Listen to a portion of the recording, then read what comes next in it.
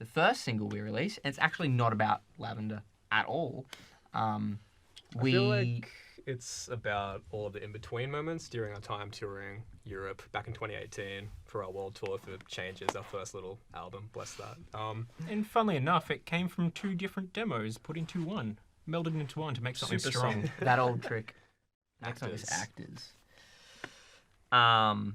Kind of, I mean, for me, kind of the same thing as Lavender, but rather than in between moments, kind of just traveling from show to show. And the more you kind of progress, it's kind of strange to be, no pun intended for the chorus, but being on the other side of the world playing songs that you've written in your bedroom is just really bizarre. I don't know if I'll ever get over that, but kind of encapsulating that feeling. It's just how wild it is to be in a position where your art is recognized and seen by other people, and they care enough to actually want to come out and, host you on the other side of the world. Just crazy, man. That's super interesting because my vibe has always been, since we first listened to the demo here, and it was Plum, has always been, and because it's very, my personal take is that imposter syndrome, kind of that. Yeah, as well. being on stage and being like, is this the real me? Is this the real me?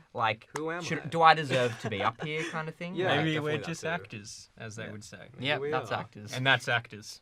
Far out. Why are you gonna do this? Why are you gonna be like this? Okay, Time Crisis. Oh, It's just about Time Crisis 2. That's it. Joey and I finished it in Brisbane. It's kind of a love. We smashed it. It was It's actually kind the of a most love impressive song. thing I've ever Yeah. seen in my life. And it was a bit of a group effort as well. Yeah, it was. yeah. We had Nate running a couple of times to the bar to get us a few more coins to keep us I was going. the coin goblin at the time, yeah. Yeah. Well, the very earliest demo of Time Crisis was full of, what's the word, samples from it. Yeah. From the actual And game. yeah, it was super sweet and lovely, and I definitely wanted to keep it for the album when we were picking the finalists. Glow, personally, is one of the first love songs I've ever written. I've never really touched that kind of subject before in the past, but I'm in a place now where I feel like I want to show that side a bit more, and to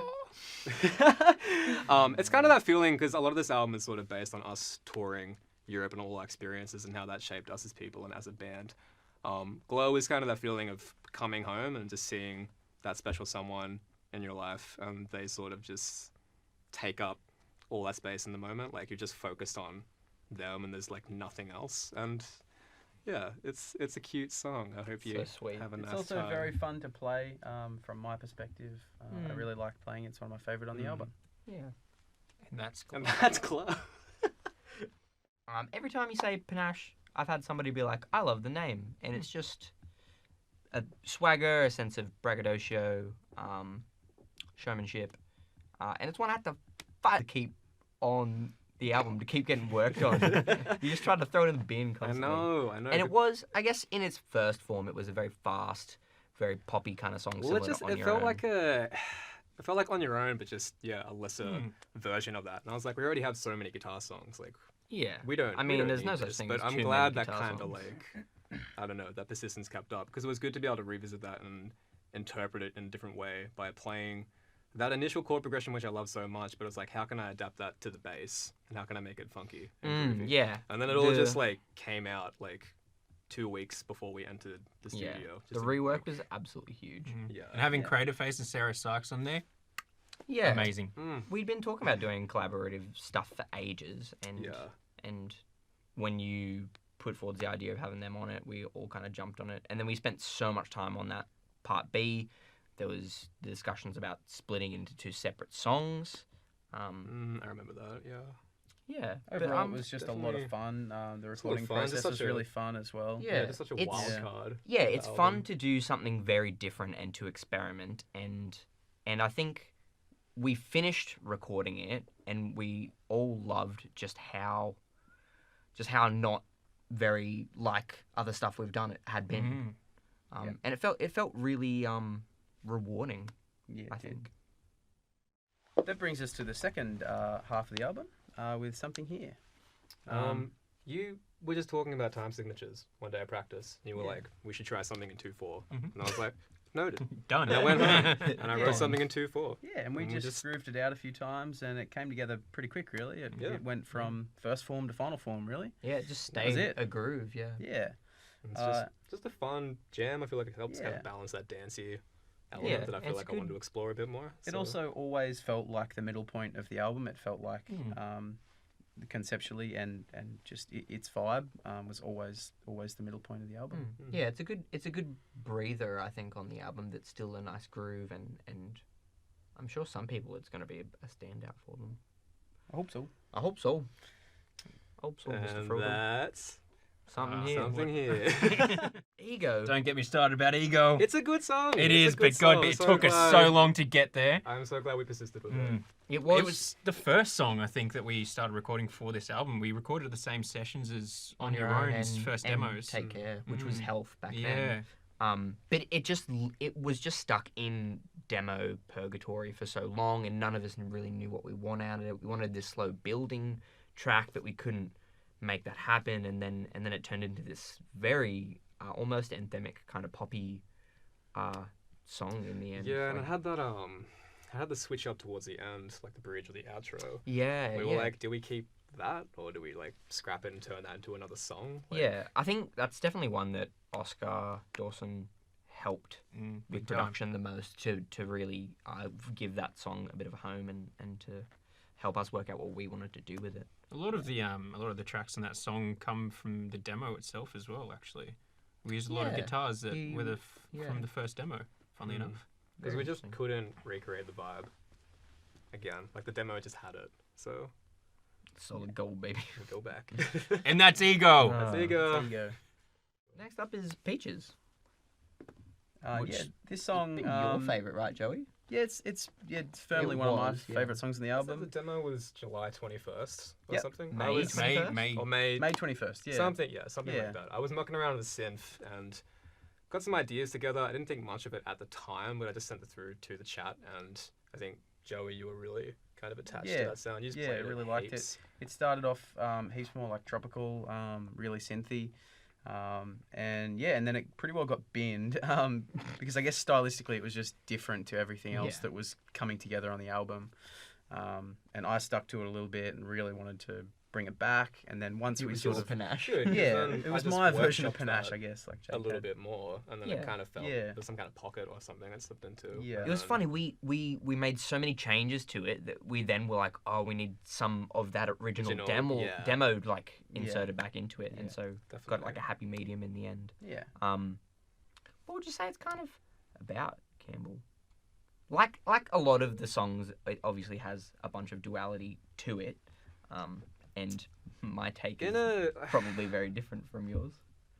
it's funny. Like even when you write a song, I don't think I ever really like this is what it means. Yeah. Sometimes when you reflect on it a bit later, you're like, oh, that's what I was Yeah. going through, or that's what I was experiencing. I guess it's kind of similar to Panache, in a sense of like my experience in the music industry, or just people I've come across in my time, and sort of like a failure to communicate, or again, no pun intended, you like not meeting in the middle. It's Yeah. just like A lot of people promise you something, Just and maybe not even have intentions of yeah, just like issues in like delivering. communication and like where that takes you. yeah. And that's Peaches. That's Peaches. I absolutely love Avalanche. It's one of my favorites on the album, and I felt like I was one of the only people at a point to want it as a single. It's kind of like a lot of the other singles. Like it just took a while for us to decide on these kind of things. And funnily enough, like the name Avalanche, I got from a Bring Me the Horizon song, and I thought it was just Oh way my too God. hardcore, way too never hardcore. knew And then that. Campbell was like, "Nah, it's cool, man. Like keep it. Well, Here's that's a good. song about an avalanche now." It's good because it was so visual, and I Yeah. feel like you come up with very visual titles, which for me, writing the lyrics is really helpful. And I was going through that period where I was doing too much, managing too much of this band, and we had that kind of US tour sort of fall through, and just things I don't know, things weren't working out. It was rough. Yeah. And then that idea of Avalanche, I don't know, it just like, this is it. I'll write about this. Yeah. And it came together really quickly. So. Yeah, and I mean, we recorded it in a day, and it went through a lot of changes on the day of recording as well. Like, Yeah, and that was our first time working with Oscar yeah, as well. which was huge, but really great. I love the finished product of the bridge that that huge like build up, and then it feels like a crash. It feels like a big old avalanche, a lot of snow coming down on you, and then there's that really fun final chorus where you get the guitar, which is it's just good. It's a good song. And that's Avalanche, It's baby. Avalanche. Wildflower was also 2 songs put into one. It happened here, actually. I was sitting on this lounge. I had my little laptop, and I was like, had my headphones on. Didn't like either of the songs, but they both had good ideas, and I just put them together, and I showed the guys while we were working on something else, and I was like, here we go. That was a good. That was a And good it just day. worked. We'd taken like 4 days off of work or something to just have a strip to come in to Sawtooth and work on a bunch of songs. And I think that day maybe Joey, you were unavailable or something. So it was just the 3 of us working on some guitar bits and what we could do. And I loved working on Wildflower. It's a really fun, very atmospheric song, I think, in the end. It's got a really nice groove to it as well. And that's Wildflower. That's Wildflower. Oh no. The last song is Take Care. Take care. Yeah. Take care. This song just came out of absolutely nowhere. Like, I just sat down one day and this whole song just poured out. And I knew it was very different. It was a completely different direction, but there was something special about it. I really wanted to hold on to that. And I remembered I had the initial demo down, and then the next day I got Dave Fulham to do some sax over the top. And it was kind of building. I was getting, I don't know, more like unique and interesting. And I felt from the get-go that I wanted that track to be the bookend for the album, the closer, the really big like finish. Yeah, and I'd been wanting a song on the album to have that big build-up payoff, and we kind of got that on Take Care as well. And I just remember playing it at the Grove, like while we were getting all the scratch tracks for everything, and Oscar just saying, "You guys just head in there, just jam to it, and I'll play the keys or something." And it was just such a beautiful moment, I think, us all just playing that song for what was the first really time of us special. jamming it together. Yeah, and it was, and I think... Yeah, and that point in time as well, it just clicked, like when we finally got to jam it as a group. Because before then, I don't know, we liked it, but I know you were like, oh, it needs more movement. Yeah, or it's very like, how on unfinished. earth are we going to make this work as a band? But And then it turned out just getting in a room and like having the lights down, it being the middle of the night at the Grove, couple of beers, it just Couple felt, of beers it with felt the great. boys. It felt Having a really good good. time. And And just that's- came together. That's the That's album. Take Care. And that is Take Care. And that's Forever in Bloom. And that is Forever in Bloom. So we hope that you take care. See you later. Forever in Bloom. Bye.